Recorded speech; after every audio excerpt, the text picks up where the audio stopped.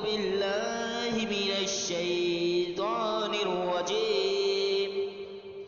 بسم الله الرحمن الرحيم. قل أوحي إلي أنه استمع نفر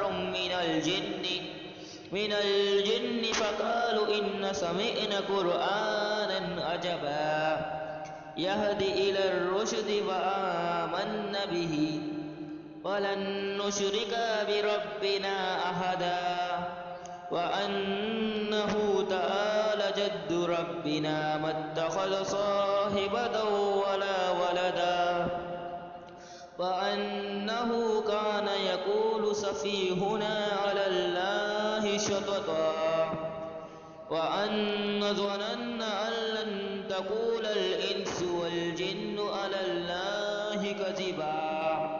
وأنه كان رجال من الإنس يعوذون برجال من الجن فزادهم رهقا وأنهم ظنوا كما ظننتم أن لن يبعث الله أحدا وأنا لمسنا السماء فوجدناها ملئت حرسا شديدا وشهبا وأن كنا نقعد منها مقاعد للسمع فمن يستمع الآن يجد له شهابا رصدا وأن لا ندري شر نريد بمن في الأرض أم أراد بهم ربهم رشدا وأن منا الصالحون ومنا دون ذلك كنا طرائق قددا وأن ظننا أن لن نعجز الله في الأرض ولن نعجزه هربا وأن لما سمعنا الهدى آمنا به فمن يؤمن بربه فلا يخاف بأسا ولا رهقا وأن منا المسلمون ومنا القاسطون فمن أظلم فأولئك تهروا رشدا وأما القاسطون فكانوا لجهنم حطبا وأن لو استقاموا على الطريقة لأسقيناهم ماء غدقا لنفتنهم فيه ومن يعرض عن ذكر ربه يسلكه عذابا صعدا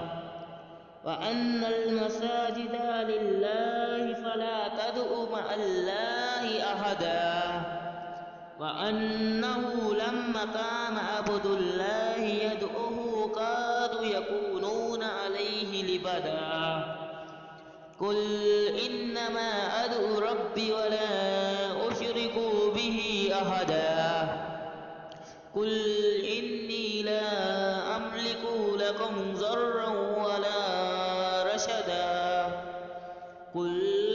إني لن يجيرني من الله أحد ولن أجد من دونه ملتحدا إلا بلاغا من الله ورسالاته ومن يعص الله ورسوله فإن له نار جهنم خالدين فيها أبدا حتى إذا رأوا ما يوعدون فسيعلمون من أضعف ناصرا وأقل عددا قل إن أدري قريب ما توعدون أم يجعل له ربي أمدا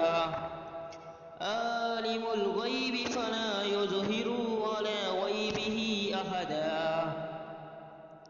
إلا من ارتضى من رسول فإنه يسلك من بين يديه ومن خلفه رصدا